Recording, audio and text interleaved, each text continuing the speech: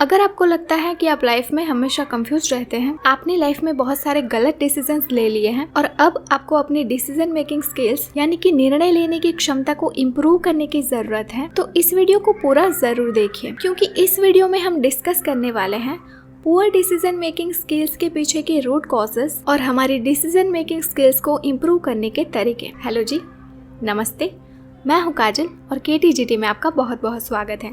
Let's know together and grow together. तो सबसे पहले जानते हैं root causes behind poor decision making skills, क्योंकि किसी भी बीमारी का इलाज ढूंढने से पहले उसकी उत्पत्ति कहाँ से हुई वो जानना बहुत जरूरी है। तो वीक डिसीजन मेकिंग स्किल्स के पीछे का पहला कारण है लैक ऑफ इंफॉर्मेशन। सही डिसीजन लेने के लिए हमारे पास सही इंफॉर्मेशन होना बहुत जरूरी है। आपको दुनिया भर का ज्ञान रखने की कोई जरूरत नहीं है, लेकिन जिस चीज पर आपको काम करना है उसके बारे में आपके पास इनफ इंफॉर्मेशन होनी ही चाहिए। अगर नहीं है तो आप कहीं से इंफॉर्मेशन इकट्ठा कर सकते हैं या उस एरिया के एक्सपर्ट के साथ कंसल्ट कर सकते हैं। आप अलग अलग लोगों के ओपिनियंस ले सकते हैं और अपनी सिचुएशन के हिसाब से उसमें से बेस्ट ओपिनियन चूज कर सकते हैं। वीक डिसीजन मेकिंग स्किल्स के पीछे का दूसरा रीजन है फियर ऑफ मेकिंग मिस्टेक्स और परफेक्शनिज्म। जब हम गलती करने से बहुत ज्यादा डरते हैं, तब वो डर हमें डिसीजन लेने से रोकता है और हम चीजों को फेस करने की बजाय उन्हें टालते रहते हैं। इसके अलावा जब हम परफेक्शनिज्म को लेकर बहुत ज्यादा ऑब्सेस्ड रहते हैं, तो वो भी हमारे डिसीजन मेकिंग में हर्डल बनता है। जब हमारे पास बहुत सारी चॉइसेस होती हैं, तब हमें एक भी चीज परफेक्ट नहीं लगती और हम एक भी चॉइस फाइनलाइज नहीं कर पाते। वीक डिसीजन मेकिंग स्किल्स के पीछे का तीसरा रीजन है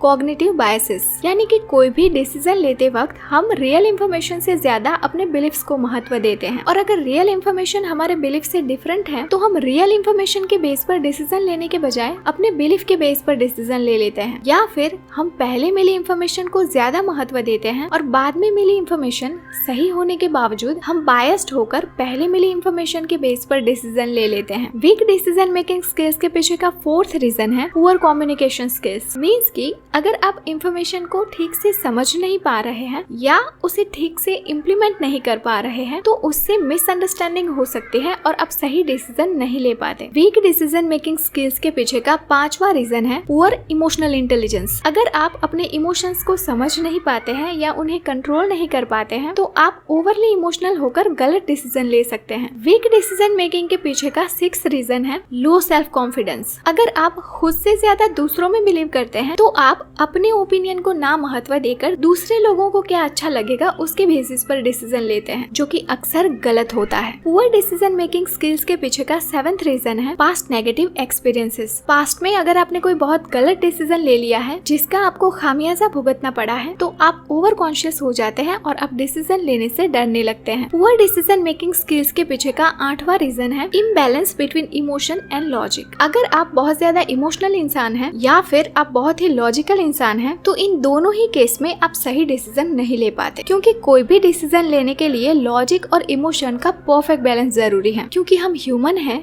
तो हमारी लाइफ के हर एक एरिया में जितनी जरूरत लॉजिक की है उतनी ही जरूरत इमोशंस की भी है। And poor decision making skills के पीछे का लास्ट रीजन है स्ट्रेस एंड फटीग। अगर आप एक के बाद एक बहुत सारे डिसीजंस ले रहे हैं, तो उससे मेंटल फटीग हो जाती है और फ्लो में आप किसी कॉम्प्लेक्स चीज को ओवर सिंप्लीफाई करके डिसीजन ले लेते हैं और फिर उसके गलत परिणाम आते हैं। और जब आप बहुत ज्यादा स्ट्रेस में होते हैं, तब आपका दिमाग उसकी बेस्ट एबिलिटी से काम नहीं कर पाता और आप गलत डिसीजन ले लेते हैं। ये तो हो गए पुअर डिसीजन मेकिंग स्किल्स के पीछे के रूट कॉजेस। अब डिस्कस करते हैं कि how to improve your decision making skills. पहला, अपनी डिसीजन मेकिंग स्किल्स को इम्प्रूव करने के लिए हमें अपनी इमोशनल इंटेलिजेंस को बढ़ाना है। उसके लिए हमें अपने इमोशंस को इग्नोर करने की बजाय या फिर उसमें बह जाने की बजाय उन्हें ऑब्जर्व करना है। जब आप अपने इमोशंस को ऑब्जर्व करेंगे, तब धीरे धीरे आप अपने इमोशंस को समझने लगेंगे और उन्हें कंट्रोल कर पाएंगे, और ये आपको दूसरों के इमोशंस को समझने में हेल्प करेगा और सही डिसीजन लेने में भी। दूसरा,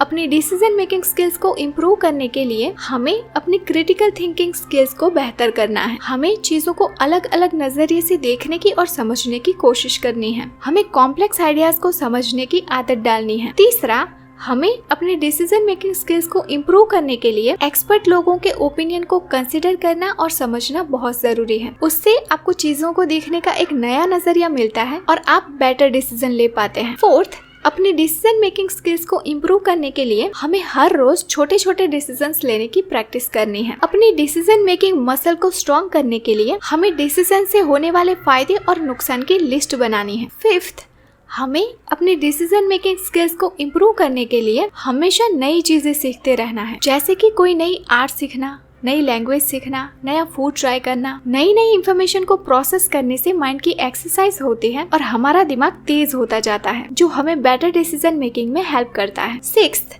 हमें अपनी डिसीजन मेकिंग स्किल्स को इम्प्रूव करने के लिए 2 डायमेंशनल मैट्रिक्स यूज करना है, यानी कि जब भी आप कोई कॉम्प्लेक्स डिसीजन ले रहे हैं तो उसे सिंप्लीफाई कर देना है अर्जेंसी और इम्पोर्टेंस के बेस पर। बहुत सारी चॉइसेस में से आपको उस चीज पर फोकस करना है कि अभी आपके लिए कौन सी चीज ज्यादा इम्पोर्टेंट और अर्जेंट है। इससे आपको डिसीजन लेने में आसानी होगी। 7th पॉइंट, हमें अपने डिसीजन मेकिंग स्किल्स को इम्प्रूव करने के लिए किसी भी प्रॉब्लम को एक आउटसाइडर की तरह देखना है कि अगर ये सिचुएशन आपकी ना होकर किसी और की होती तो आप उसे क्या सलाह देते। क्योंकि जब हम खुद के लिए डिसीजंस लेते हैं तो हम इमोशंस की वजह से बायस्ड हो जाते हैं, लेकिन जब किसी और को सलाह देने की बारी आती है तब हम उन्हें एक बैलेंस सलाह दे पाते हैं। दूसरा, किसी भी प्रॉब्लम से डिटैच होकर सोचने के लिए हम उसका सॉल्यूशन दूसरी लैंग्वेज में सोच सकते हैं, ताकि हम एक इमोशनली और प्रैक्टिकली बैलेंस डिसीजन ले पाए। एंड लास्ट पॉइंट, हमें अपनी डिसीजन मेकिंग स्किल्स को इम्प्रूव करने के लिए रेगुलरली टाइम निकालकर अपनी पास्ट चॉइसेस और उनके रिजल्ट्स को एनालाइज करना है, ताकि हम पैटर्न समझ पाए और हमें ये पता चल पाए कि हमारे लिए क्या चीजें वर्क करती हैं और क्या नहीं, और हमें कहाँ सुधार लाने की जरूरत है, ताकि उस एक्सपीरियंस से नेक्स्ट टाइम हम बेटर डिसीजन ले पाए। अब मैं आपको बताने वाली हूँ एक ऐसा स्ट्रक्चर जिसे अप्लाई करके आप किसी भी प्रॉब्लम का बेस्ट सॉल्यूशन ढूंढ सकते हैं और बेस्ट डिसीजन ले सकते हैं। पॉसिबल हो तो इसे नोट कर लीजिए, ताकि जब भी आपको कोई डिसीजन लेना हो तो आप इसे यूज कर सकें। तो इस स्ट्रक्चर का पहला स्टेप है डिफाइन द प्रॉब्लम। आप किसी भी प्रॉब्लम का बेस्ट सॉल्यूशन तब तक नहीं ढूंढ सकते जब तक आप उस प्रॉब्लम को अच्छे से समझ नहीं लेते। तो सबसे पहले तो प्रॉब्लम को अच्छे से समझिए। इस स्ट्रक्चर का दूसरा स्टेप है गैदर इंफॉर्मेशन। अब जब आपने प्रॉब्लम को समझ लिया है तो उस प्रॉब्लम को सॉल्व करने के लिए आपको जो भी इंफॉर्मेशन चाहिए वो इंफॉर्मेशन रिलायबल सोर्सेज से कलेक्ट करिए। थर्ड स्टेप, अब जब आपके पास सही इंफॉर्मेशन आ गई है तो आपके पास जो भी ऑप्शंस हैं उन्हें एनालाइज करके देखिए कि